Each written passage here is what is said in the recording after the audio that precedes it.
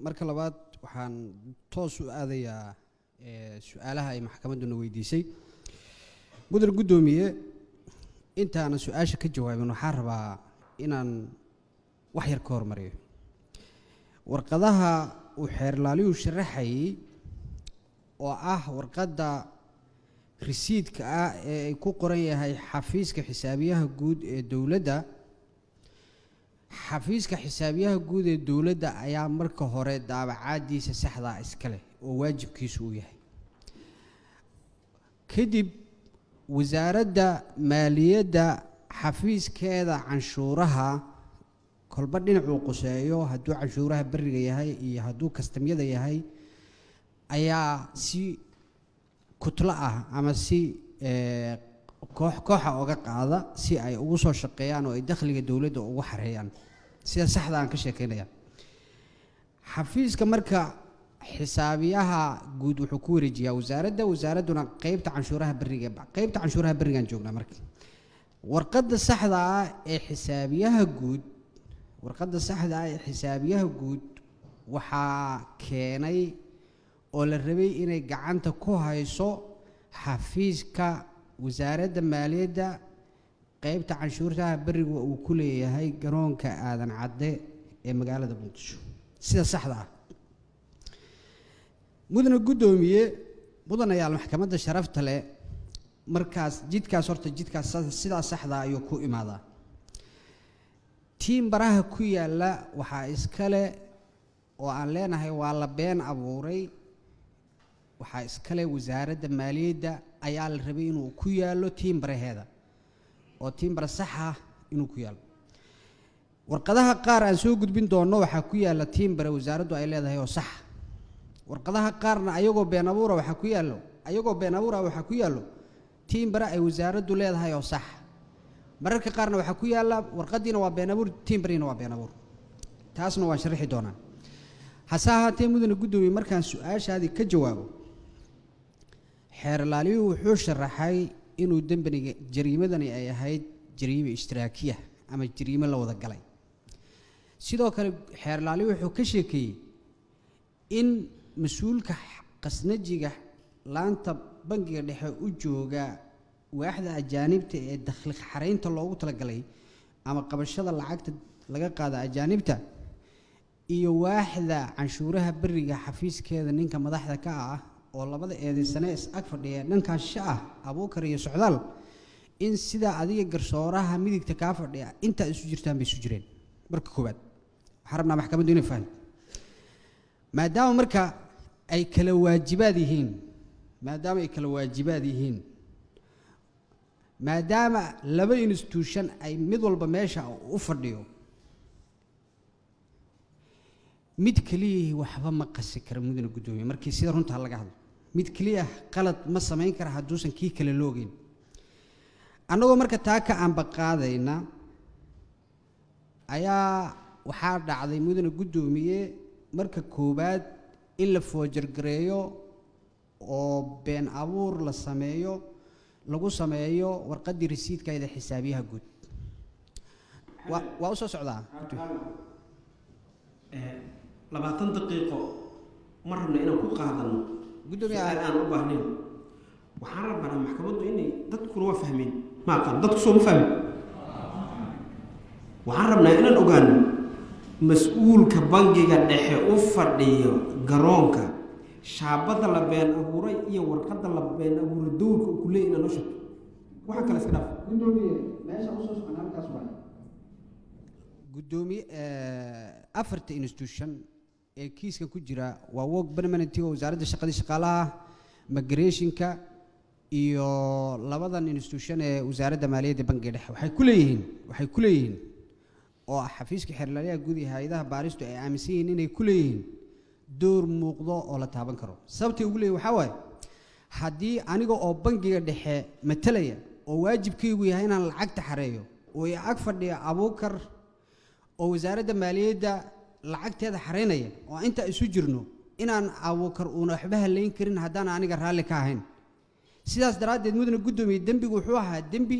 la wada samaystay been abuurka oo suuqa laga soo samaystay oo afarta institution ba ay ku jiraan ninka qasnajiga bangiga dhexana uu raalli kaga ahaa qaybtiisan uu ka qaadanayay hadduusan ka qaadanayninna wuxuu dhihi lahaa abuukar qaladka jirto qaladka 5 sano iyo ka badan dembigan ma socon lahayn wuxuuna dhihi lahaa qaladkani wuxuu waajibkiisu gudan lahaa sida saxda anagoo marka taa ka duulayna ayaa waxaan aaminsanahay mudane gudoomiye dembigan inuu ahaa dembi la wada sameeyay tiim baraha si istiraaki oo shir waxaan maxkamadda keeni doonaa codsi laga duubay ayagoo shir ahaya oo institutionada meeshaas oo dhan ay ka shirayeen sida ay u galayaan dembigaas oo ay leeyihiin hanti dhowrna nama arki doono xeer ilaalina nama arki doonto dembigana aan saa u wada galno ama aan saa wax u qaybsanno anagoo marka taa ka duulayna mudane gudoomiye haddii aan anigu waajibkii gudanayo sargaalka gacantayda midig fadhiya qalad ma samayn karin oo keligii 80,000 oo dukumiinti oo been abuur ah oo 20 milyan oo lacag lagu lunsanayo muusa samayn karin sidoo kale sargaalka hadda bangiga dhexe laantan u qaabilsan waxa ku horreeyay sargaal kale oo maqan oo kiiskiisana maxkamadda yaal sargaalkaas iyo sargaal work permanentiga u qaabilsanaa wasaaradda shaqada shaqaalaha arrimaha bulshada iyo qayb migrationka iyo abuukar wasaaradda ka tirsan ayagana sidaas oo kale ayay qayb u ahaayeen waxaan haynaa mudane gudoomiye lacag visa extension lagu dhigayo akoonno kamida shakhsiyaadka bangiga dhexe jooga visa extension lagu dhigayaan haynaa visa extension lagu dhigayo oo $22,000 magaca visa extension ayaa lagu dhigayaa haddii uusan sargaalka maaliyaddu raalli ka ahayn sidaa ma samayn lahayn tusaale aan ku siinayo gudoomiyaha laanta bangiga dhexe garoonka muqdisho iyo qasnajigiisu waxay isdhaafsanayaan oo akoonnadooda isugu shubayaan oo maxkamadda keeni doonaa lacagihii ka xaroon jiray waaxda ajaanibta oo dakhliga halkaa ka soo xaroon dowladdu lahayd aragtida aan qaadanay oo aan ugu eedeynay eedda maxkamadda ay u akhrisay saaka waxaa waaye mudane gudoomiye haddii sargaalkaasi uu gudanayo waajibaadkiisa saxda ah aniga oo hal tallaabo 1 mitir wax ka yar u jira 80,000 oo boono oo 20 milyan oo lacaga lagu xadayo 5 sano maanan samayn lahayn 5 sano sargaalkaasi ma samayn lahayn saas daraadeed kambanka dhan dadka ka shaqeynayay oo maamulayay 4 institution waxay ahaayeen waxay ku heshiiyeen codkoodii laga duubay ee dembigaasi ugu heshiinayeenna waan keeni doonaa maxkamad I believe in image warqadda boonada oo la jaro warqadda xisaabiyaha guud ee boonada dhowr qaybood ay ka kooban tahay halka warqado la jarayo oo rif oo kala duwan oo kala duwan leh warqadda la jaro oo boonada sargaalka bangiga dhexe ee lacagta lagu shubo bangiga lagu shubay ma helaa nuqul ma helaa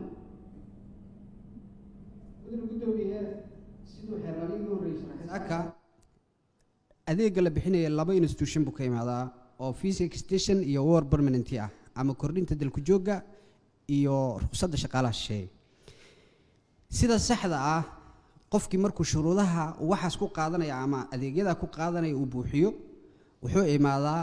qasnajiga bangiga dhexe ayuu toos u aadaa lacagta iska soo shubaa la dhihaa waa markuu saxda jidka saxda la marayo markii uu tago laanta bangiga dhexe oo lacagtii laga qabto waxaa loo jarayaa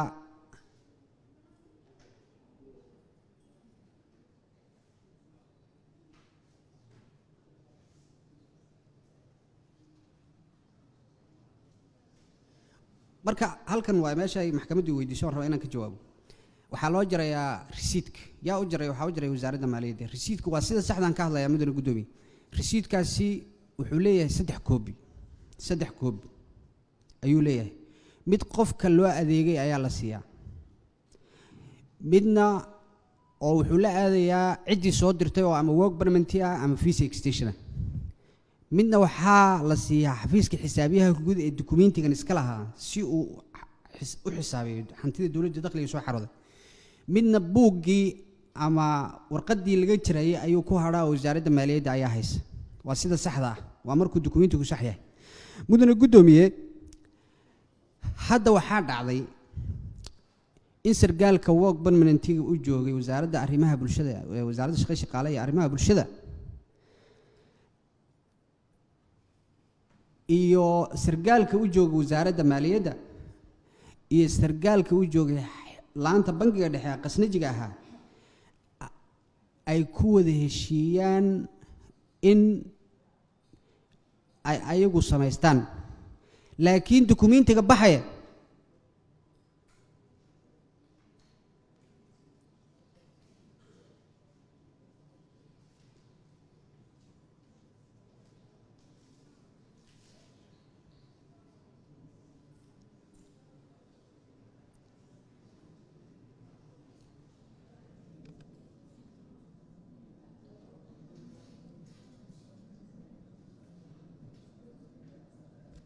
gudoomiye marka halkaasaan tusaale yaraan ku daraa bis laakiin dukumiintiga baxay mudana gudoomiye ee qaladkee la sameynaya hal dukumiintiyaa la soo sameeyey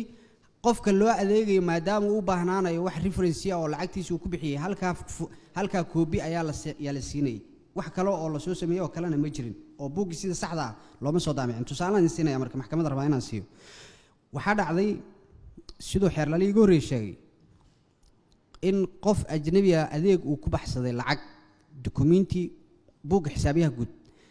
rifka ku qoran mudana gudoomiye warqadan tusaale xisaabiyaha guud wuxuu siiyey wasaaradda maaliyadda qaybteeda canshuuraha gaar ahaan wasaaradda gaadiidka buug la siiyey ayuu ku jiraa buugga saxda ee rifka iska leh tusaale waxaa lagu xareeyey oo qasnada dowladda lagu shubay dakhli dowladeed oo $20 ah oo bajaaj laga qaaday baa lagu xareeyey sida saxda ah buuggii saxda ah ee xisaabiyaha guud u diiwaan gashanaa ee sanadkaas soo baxay ee dakhliga lagu xareynayay halka ay tiimkani samaysteen buug rifkii leh oo ay ku qabteen lacag $800 ah oo qof ajnabi ah ugu adeegeen lacagtiina ay ayagu lunsadeen taasi mudana gudoomiye waxay ku tusinaysaa in la samaystay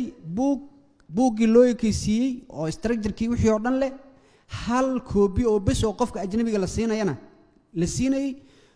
kaasna la diiwaan geliyey oo wasaaradda hay-adda socdaalka iyo jinsiyaddu systemkeeda ay gelisay oo qofkii ajnabiga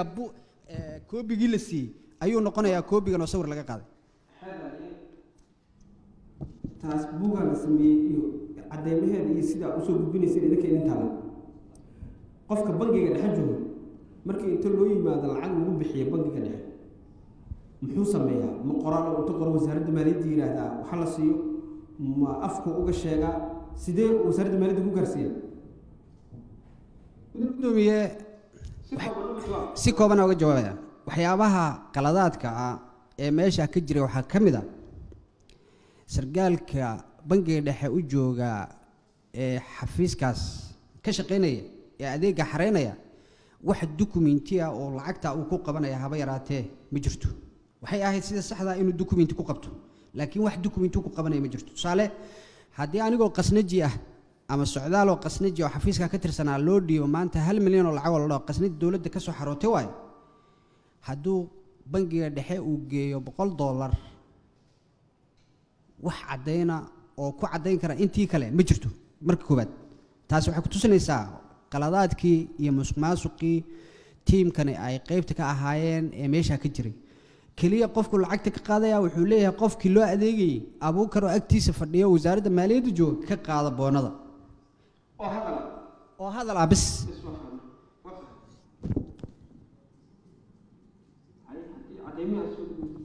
mudane gudoomiye wax yar baan rabaa inaan halkii ka sii wado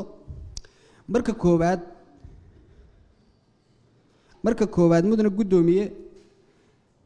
caddaynta aan soo gudbinayno ee lidka ku ah eedaysanayaasha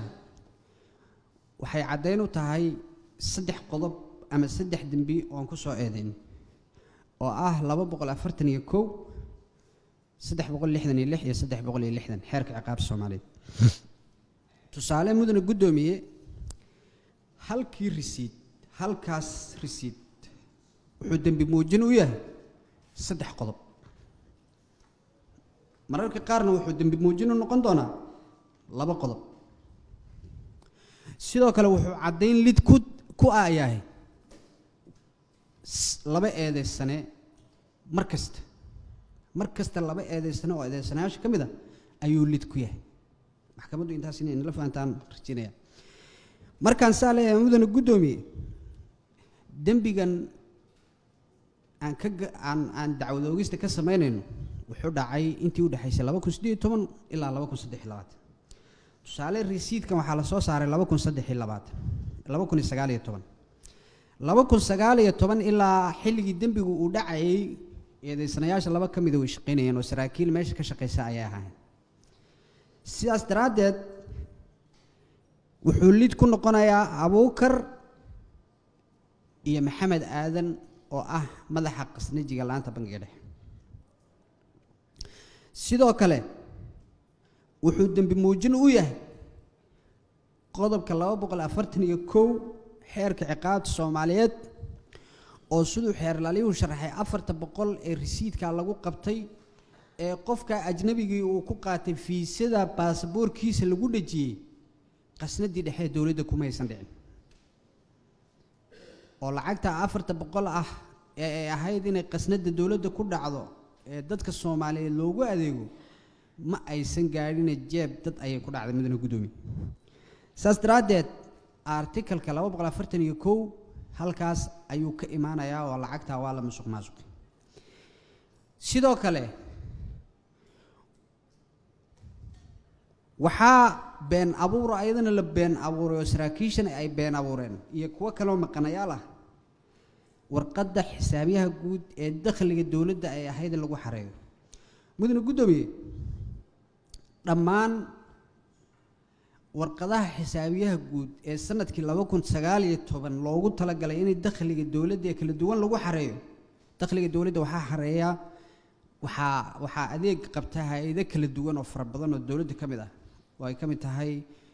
labada institution wasaaradda shaqada shaqaalaha migrationka wasaaradda gaadiidka meelo badan baa qabata buugaagtaas sanadka kuma jiro buug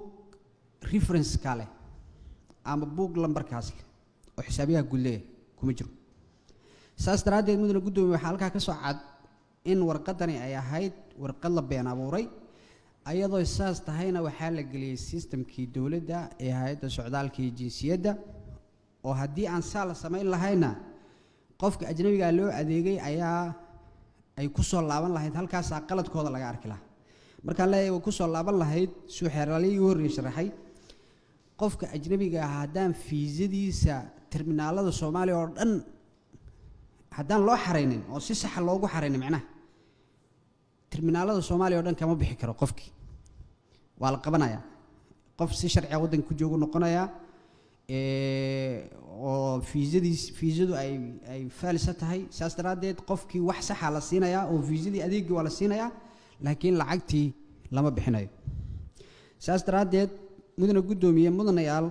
warqadan oo ku taariikhaysan 14kii bishii afraad 2019 waxay lid ku tahay waa caddayn lid ku ah eedaysanaha koowaad iyo eedaysanaha saddexaad sidoo kale waxay dambi muujin u tahay 241 iyo 366 xeerka ciqaabta Soomaaliya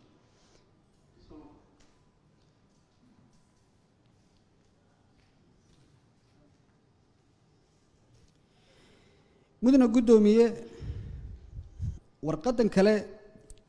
waa isla sidii waaye waa warqad ay kala duwan yihiin risiidkeedii ka hore rifkeeda iyo buug isku buug camal baa laga jaray lacag $400 lagu qabtay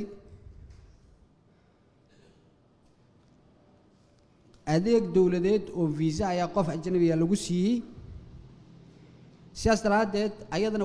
waa caddayn lid ku ah labada eedeysaneen hore u sheegay ee eedeysanaha koowaad iyo eedeysanaha saddexaad sidoo kale waxay dambi muujin u tahay 241 iyo 366 ee xeerka ciqaabta Soomaaliyeed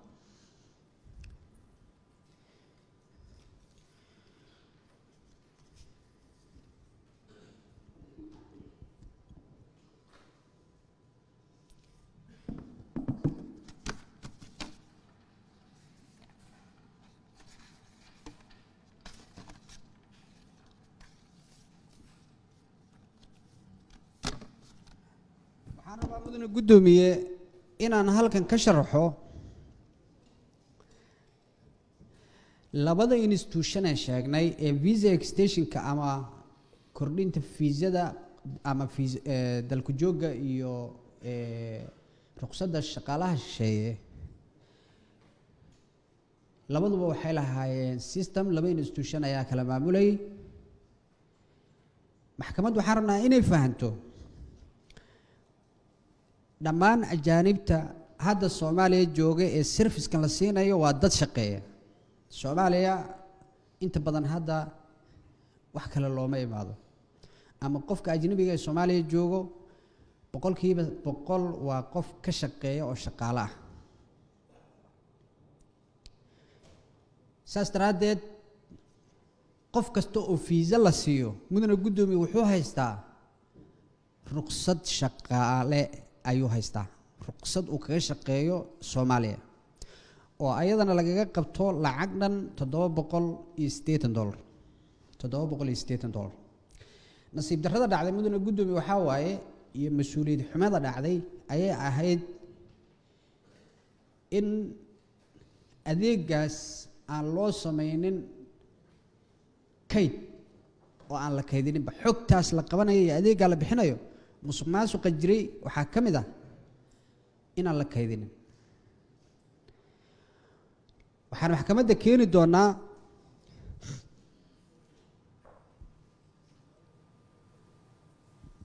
mudane gudoomiye waxaan maxkamadda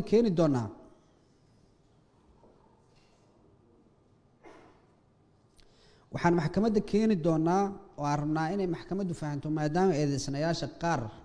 oo labada eedeysane ee koowaad iyo saddexaad ay ku eedeysan yihiin lacagta wadar la lunsaday risiidka work permit-ga lagaga qabtay qofkaas loo adeegay lama hayo laakiin waxaa la hayaa oo aan rabnaa inaan maxkamadda la wadaagno work permit-gii loo sameeyey qofkaas work permit-gii kaarkii loo sameeyey ee service-ka lacagta lagaga qaaday ayaan rabnaa maxkamadda inaan wadaagno oo ay micnaheedu tahay in qofkaas laga qabtay lacagtii lagu siiyey service-kaas sidoo kale waxaan rabnaa maxkamaddu inay ogaato qof aan haysanin ruqsad shaqo fiisa lamaba siiyo qof aan haysanin ruqsad shaqo fiisa lama siiyo sidaas daraadeed mudane gudoomiye waxaan maxkamadda ku soo wareejinayaa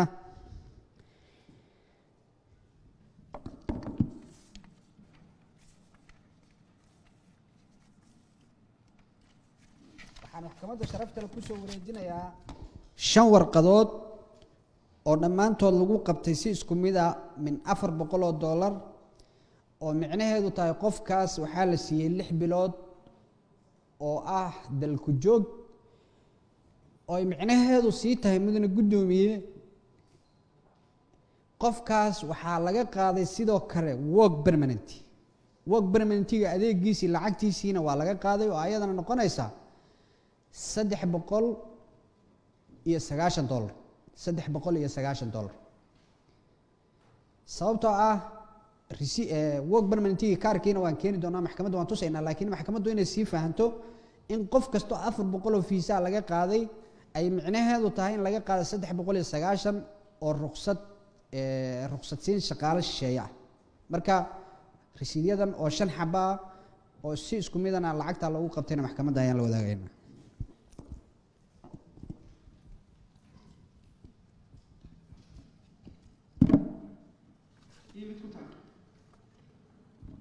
mudane gudoomiye dhammaan cadeymaha aan hadda wado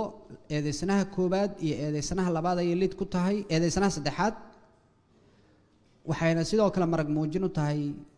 labadii qodob ee hore u sheegay ee 241 iyo 366 xeerka ciqaab Soomaaliyeed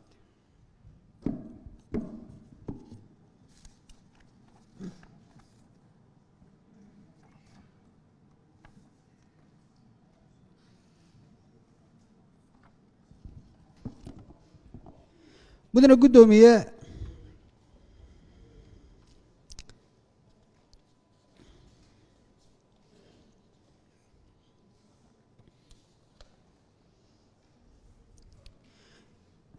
kaarka systemka ayaa waxaa systemka hay'adda socdaalka iyo jinsiyadda ayaa u shaqeeya in qofka markii ruqsadda shaqada la soo siiyo ee uu soo codsado dalku joogga fiisaha ama fiisa kordhinta waxyaabaha shuruudaha waxaa ka mid ah inuu keeno work permanentiga la siiyey kadibna waxaa la geliyaa systemka hay'adda socdaalka iyo jinsiyadda kaarka la soo siiyey ee ah inuu dalkii ka shaqaysto waxaan maxkamadda sharafta lala wadaagayaa qof ajnabi ah oo loo shaqeeyey sanadkii 2022 bishii 11aad 22keedii ayaa waxaa la siiyey fiiso qofkan mudane guddoomiye 1 sano oo dalku joog ayaa la siiyey waxyaabaha laga xareeyey ee ah shuruudihii inuu haysto dalku joogga kaarkiina mudane guddoomiye waa la siiyey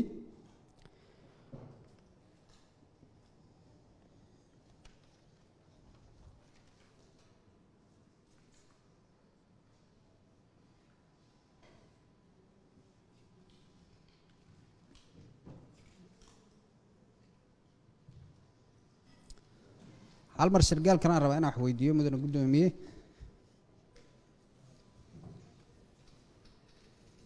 qofkan kee been abuur qofkan kee way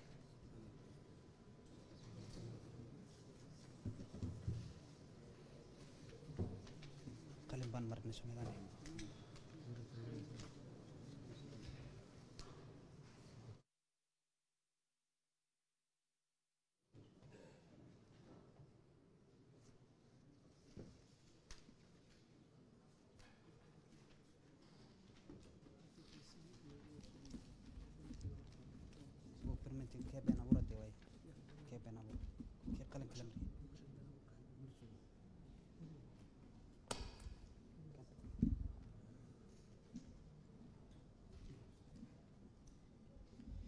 mudane guddoomiye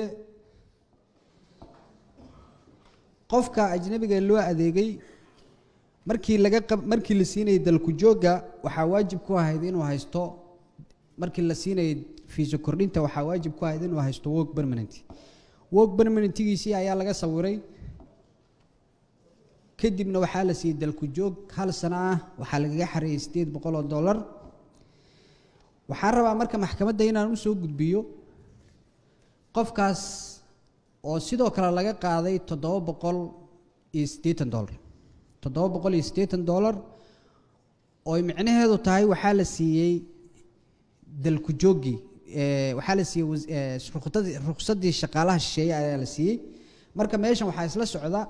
ruqsaddii shaqaalaha shisheeye iyo visa extensionkii labada loo sameeyey oo lagaga xareeyey $1580 marka caddayntan mudane guddoomiye si aan u faahfaahiyo waxay lid ku tahay eedeysanaha koowaad iyo eedeysanaha saddexaad sidoo kalena waxay caddayn u tahay oo dembi muujin u tahay qodobka koowaad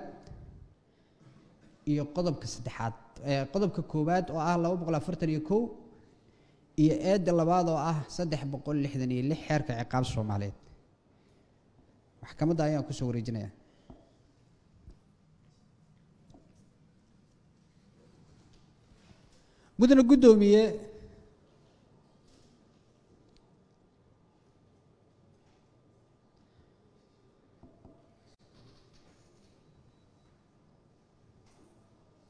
mudane guddoomiye sidoo kale waxay caddayn u noqonay qodobka 360aad ee xeerka ciqaabta Soomaaliyeed sababtoo ah qodobkaas wuxuu leeyahay oo elementiga uu ku tahay ka mid ah qofku inuu isticmaalo in uu shaambadii dawladda u isticmaalo dukumiinti been abuur ah sidaan cadaynayna dukumiintani waa dukumiinti been abuur ah anagoo haddana keeni doona tiimbarayaal been abuur ah oo sidoodaba been abuur ah haddana dukumiintiga risiidka ah ee loo eegay xisaabiyaha guud shaambadda sii saaran mudane guddoomiye marna waa sax oo wasaaradda maaliyadda ayaa iska leh oo si qalad ayaa dukumiinti been abuur loogu dhuftay marna waa been abuur oo ayadii dhan baaba been abuura labadiiba marka waan caddayn doonaa insha allah.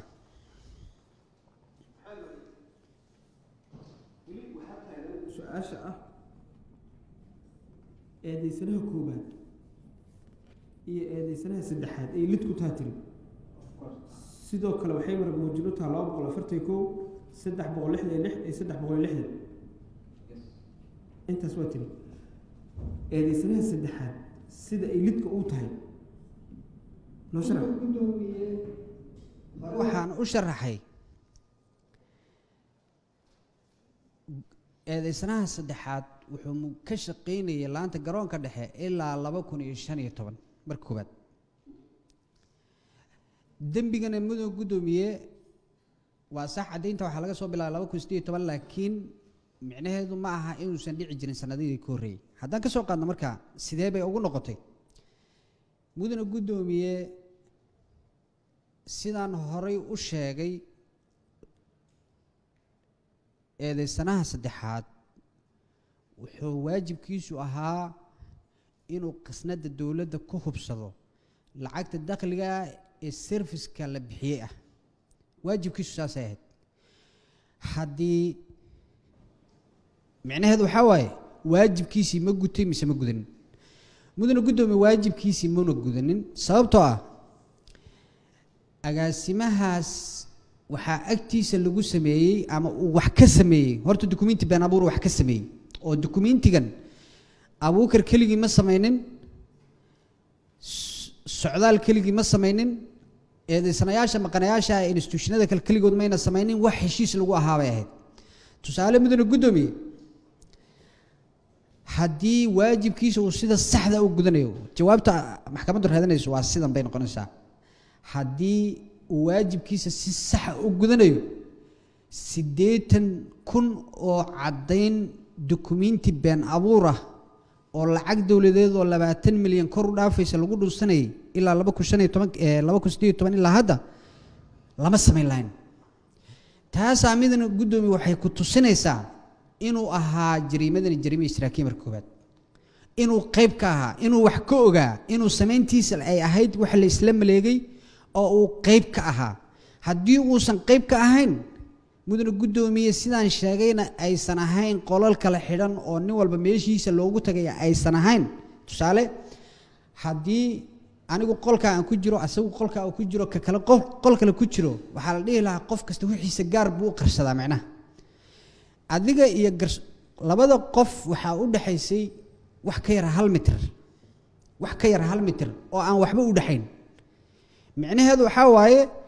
intaas ayay isu jiraan mudana guddoomiye waxay isu jiraan hal tallaabo ayay isu jiraan hal tallaabo. sidaas daraaddeed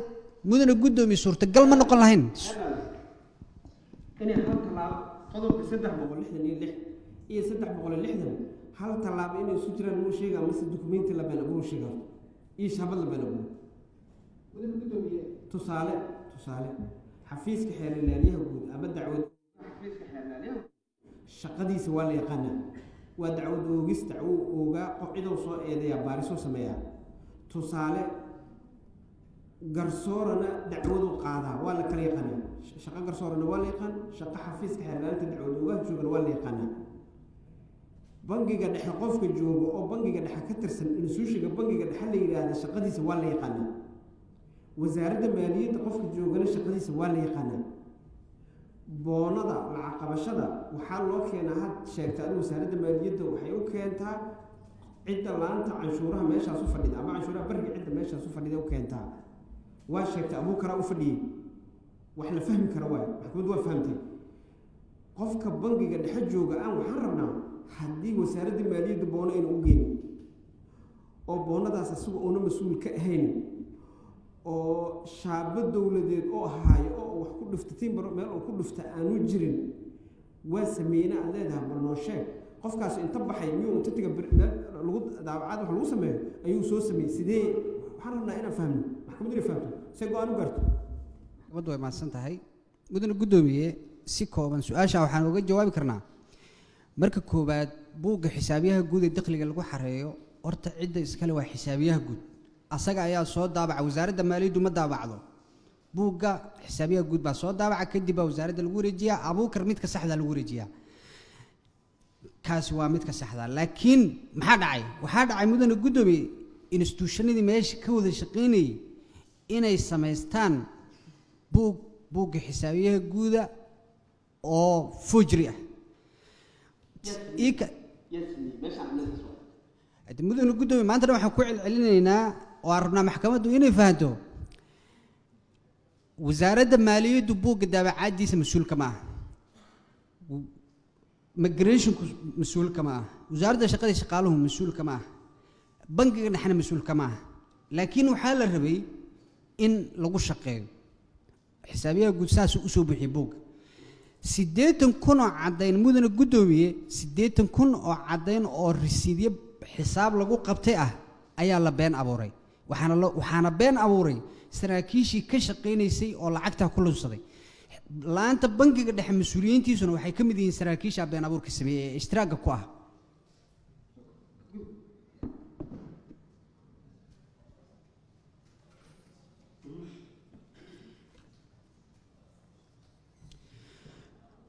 mudane gudoomiye dokumentiga aan soo gudbin doono oo aan rabo maxkamadda inaan la wadaago waa ayagana kuwii hore ayay la mid yihiin keliya farqiga u dhexeeya mudane gudoomiye waa dadka adeega loo qabtay iyo mararka qaar sanadyada ay kala yihiin rifka ay warqadaha lacagta lagu qabtay ay leeyihiin iyo lacagaha ku yaalla ayaa inta badan kala duwan hase ahaatee waxaan rabaa maxkamadda inaan la wadaago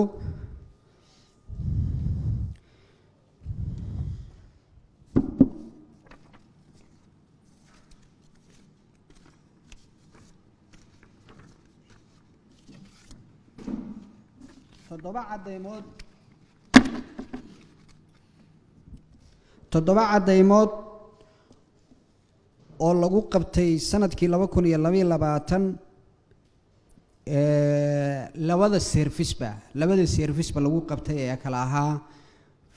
visa extension iyo work permanent lacagta lagu qabtayna ay dhammaantood isku mid tahay oo min $1,580 ay tahay mudane gudoomiye mudanayaal maxkamadda sharafta leh sidaan hore u sheegnay qaladaad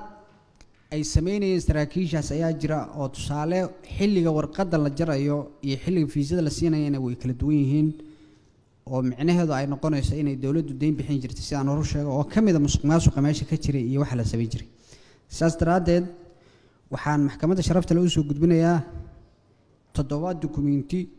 oo labada adeegba mid walba lagu bixiyey oo midiiba lagu xareeyay min $1,580 oo lana adeegaasna la bixiyey 2022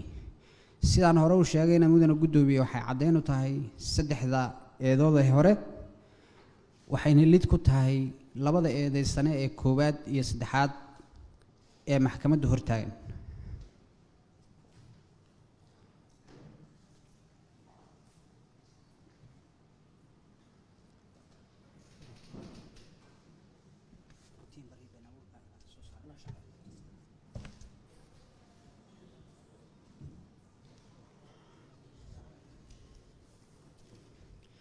mudane gudoomiye mudanayaal maxkamadda sharafta leh sidaas si la mid ah ayaan maxkamadda ku wareejinayaa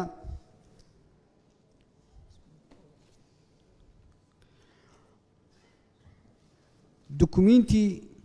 sida aan hadda sheegay labada adeegba lagu bixiyey visa extension iyo work permanentiga lagu qabtay lacag dhan $800 iyo $780 oo isku jirkooda uu yahay $1,580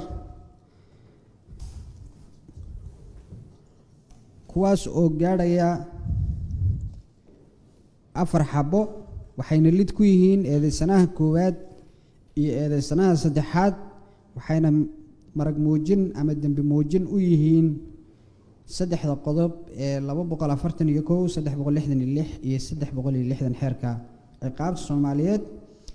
waxaana adeegaas mudane guddoomiye la bixiyey 2022 dabcan qaladaadkii aan sheegnayna mudane guddoomiye wuu jiri karaa oo tusaale warqadan hadda ugu koreysa fiisyada qofkan ajnabiga waxaa loo saaray dabcan fiisa saarka eedeysanayaashan ma quseeyo oo institution kale ayaa iska lahaa laakiin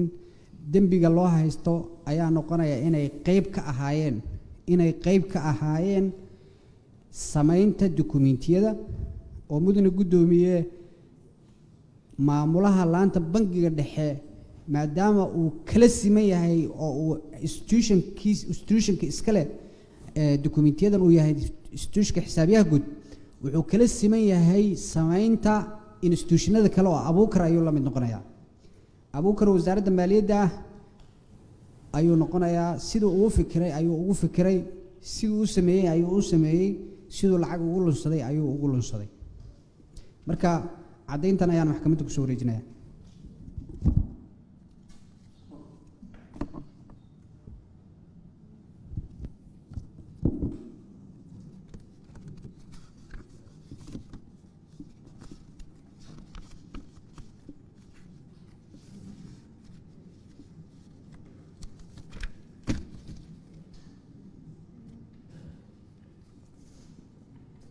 mudane guddoomiye si koox ayaan u soo gudbinayaa sidaan hore u sheegay warqadaha lacag qabashadu way iska agdhow yihiin wax yar ayay kala duwan yihiin oo ah qofka adeega loo qabtay rifka lacagta ee warqadda lacag qabashada ama tirsigeeda iyo xilliga iyo wax la mid ah ayay kala duwan yihiin mudane guddoomiye saas daraaddeed waxaan maxkamadda sharafta leh ku soo wareejinayaa 6 warqadood oo labada adeegba lagu qabtay ama 6 cadeymood oo labada adeegba lagu qabtay oo la bixiyey 2022 bishii 3aad 31keedii waxayna caddayntan sidaan hore u sheegay lid ku tahay eedeysanaha 3aad iyo eedeysanaha 1aad sidoo kalena waxay marag muujin u tahay qodobadii aan ku soo eedeynay marka laga reebo eedda u dambaysa ee lacag dhaqista oo ayadana aan markeeda si toos u caddayn doono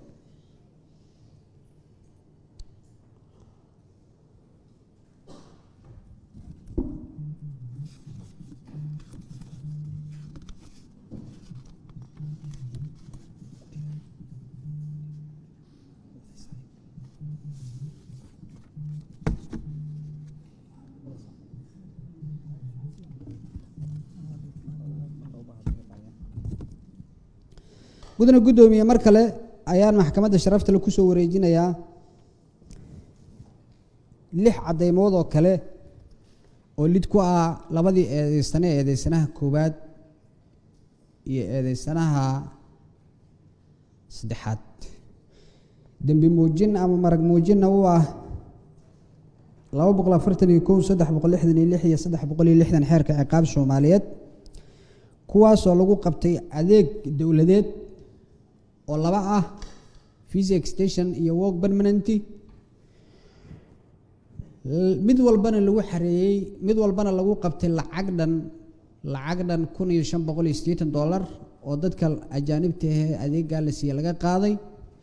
hase ahaatee qasnada dowladda aan mudane guddoomiye lacagtaasi ku dhicin dukumiintii lagu qabtayna uu been abuur yahay marka adeegiina waa la musuqmaasuqay oo lacagtii laga xareeyay jeebkooda ayay ku dhacday si ishtiraaki ah ama si wadajir ah dukumentiga serviceka lagu qabtayna si lacagta dowladda loo mushaqana been abuurayo ah marka 6 cadeymood oo midiiba $1580 lagu qabtay ayaan maxkamadda la wadaagayaa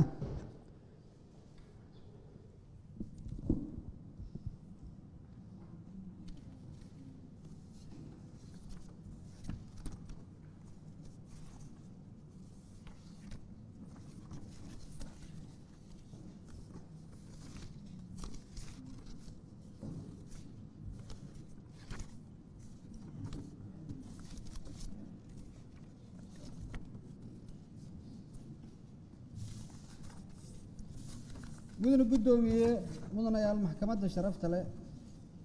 waxaan sidoo kale maxkamadda la wadaagayaa 6 cadeymood oo kale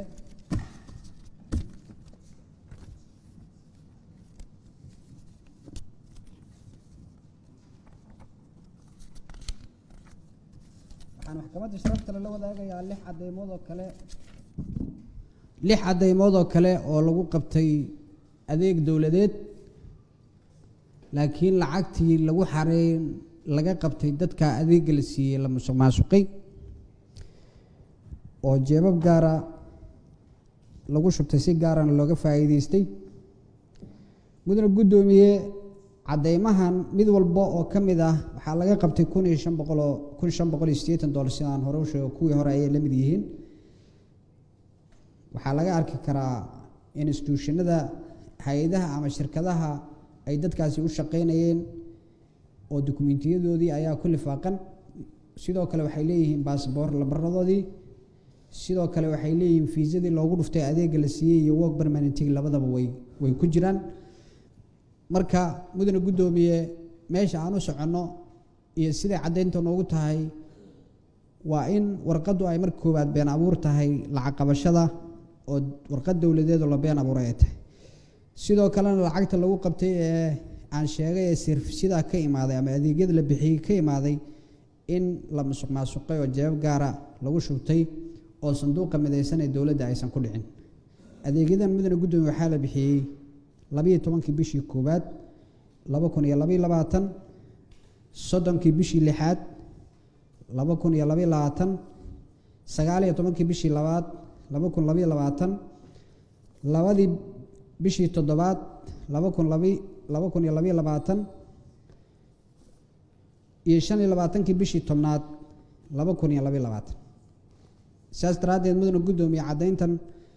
waxay marag muujin u tahay saddexdii qodob ee hore u sheegay ee ah 241 366 iyo 360 xeerka ciqaab Soomaaliyeed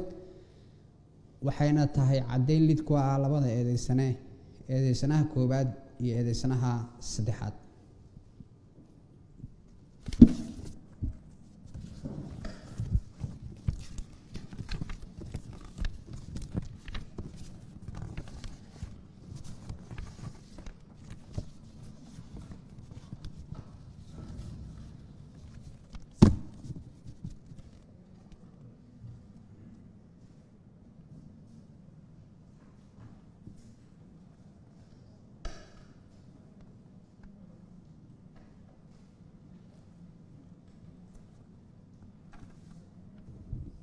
mudane guddoomiye mudanayaal maxkamadda sharafta leh sidaan hore u sheegay koox ayaan u soo gudbinayaa haddana 6 cadeymood ayaan maxkamadda la wadaagayaa oo 6daba lagu qabtay labadii adeeg ee hore u sheegay oo ay ahayd in dawladda Soomaaliya ay uga xarooto lacag dhan min $1,580 hase ahaatee lacagtaas la musuqmaasuqay oo jeebab gaara lagu shubtay mudane guddoomiye warqadahaas waxay marag muujin u yihiin 3 qodob ee 241 366 360 xeerka ciqaab Soomaaliyeed waana caddeyn lid kuwaas labada eedeysanaha koobaad iyo eedeysanaha saddexaad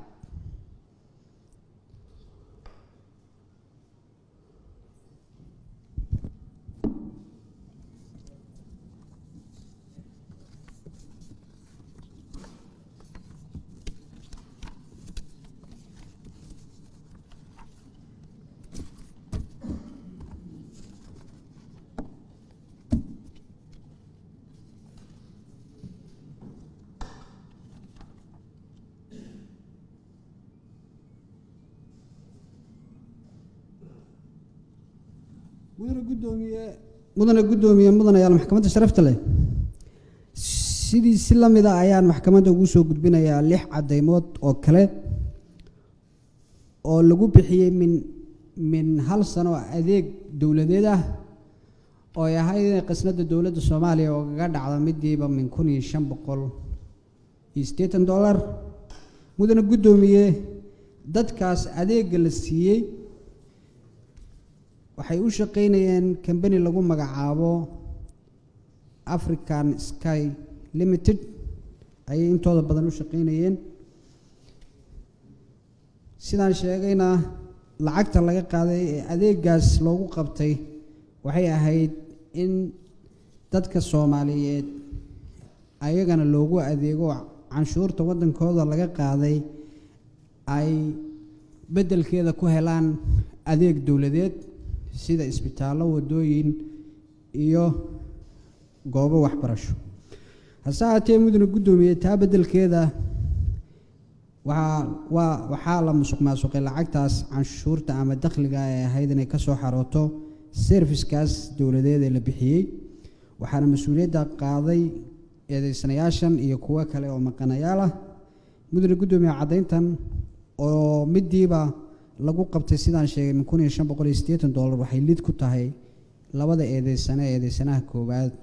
iyo eedeysanaha saddexaad waana cadayn marag muujin ah 241 oo ah in lacag la musuqmaasuqay 366 oo ah in la been abuuray dukumeenti dawladeed saraakiil dawladeedna ay been abuureen oo ah kuwan maxkamadda hor jooga iyo sidoo kale in dukumeentigaas loo adeegsaday tiim bare been abuur asagana maxkamadda ayaan ku wareejinayaa 6 cadeymood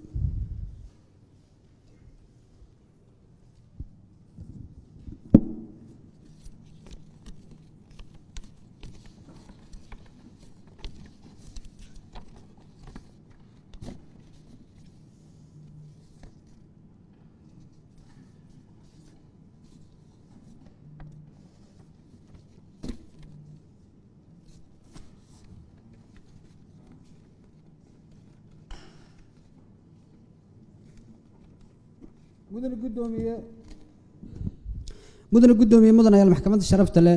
sidii si la mid ah ayaan ayadana aan rabaa maxkamadda sharafta leh inaan ugu wareejiyo 6 cadeymood oo dhammaantood lid ku ah eedeysanaha koowaad iyo eedeysanaha saddexaad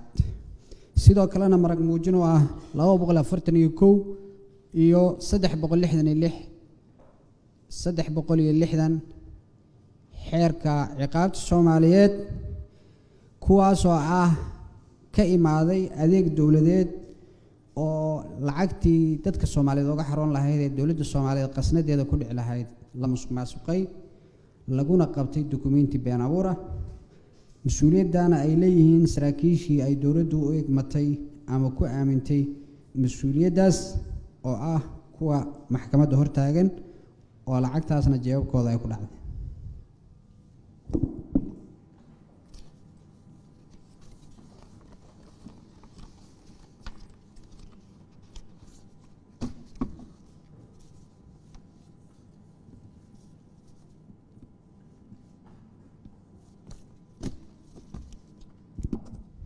mudane gudoomiye mudanayaal maxkamadda sharafta leh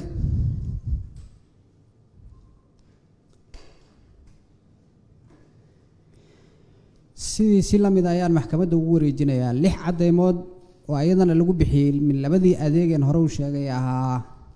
dalku jooga ajaanibta wadanka joogta iyo ruqsadda shaqaalaha shisheeye loo siiyo inay wadanka ka shaqeeyaan kuwaas oo lagaga qabtay ama lagaga qabtay lacag dakhli dawladeeda oo servicekaas ee la siiyey bedelkiisa ah ayna ahayd inay ku dhacdo qasnada dawladda hasaatee la musuqmaasuqay cadayntan mudane gudoomiye waxay lid ku tahay labada eedeysaneen hore u sheegay waxayna marag muujin u tahay 3 qodob ee ayagana aan hore u soo sheegay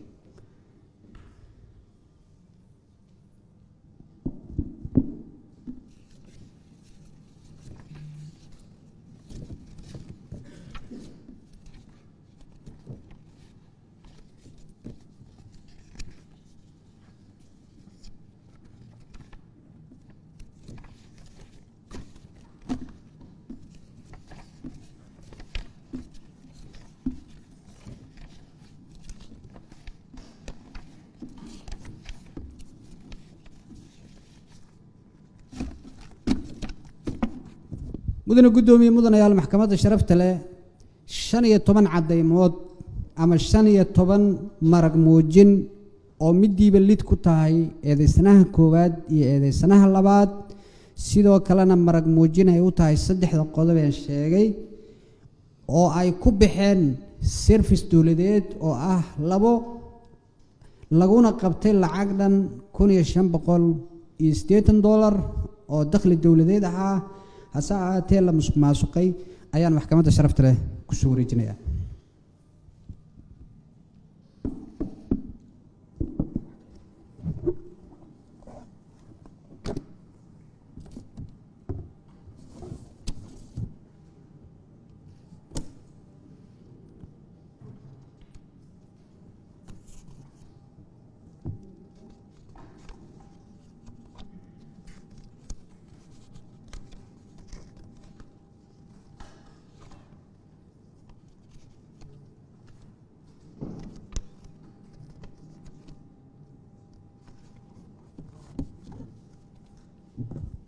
mudane gudoomiye mudanayaal maxkamadda sharafta leh cadaymihii aan soo gudbinaynay maxkamadda sharafta leh la wadaagaynay ayaan halkoodii ka sii wadaynaa waxaana ku soo wareejinayaa maxkamadda 15 cadaymood oo midiiba lagu bixiyay labada adeeg dawladeed oo midiiba lagu qabtay min $1,580 lana bixiyay adeegaas sanadkii 2022 mudane gudoomiye cadaynta aan maxkamadda la wadaagi doono waxay lid ku tahay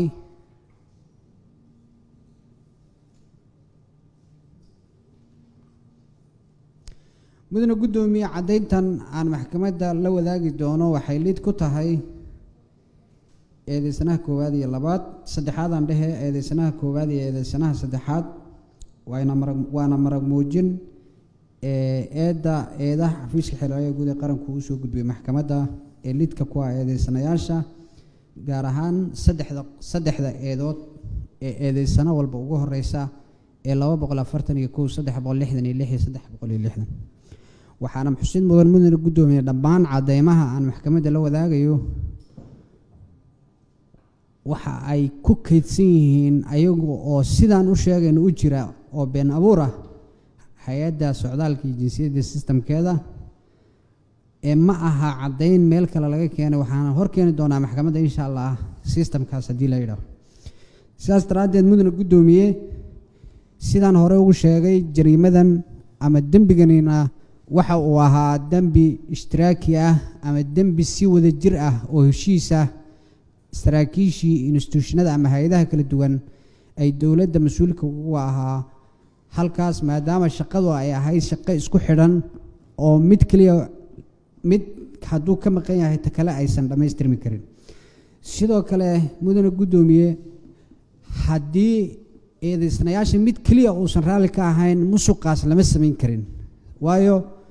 waa laga cabsan karay oo waxaa la dhihi karay wuu report garaynaya ama cidaha dadka monitoringka ku leh ama kormeerka ku leh ayuu la wadaagi karaa sida hay'adaha baadha hay'adaha maaliyadeed saas daraadeed mudane gudoomiye waxyaabo badan oo muujinaya inuu dembigani ahaa dembi ishtiraaki ah ayay ku tusinaysaa waxa meesha ka dhacay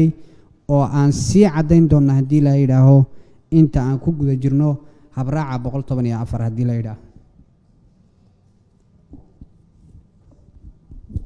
sidaas daraadeed waxaan halkii ka sii wadayaa cadaynta lidka kuwa eedeysanayaasha marag muujintana u ah qodobada saddexda ah ee aan maxkamadda la wadaagay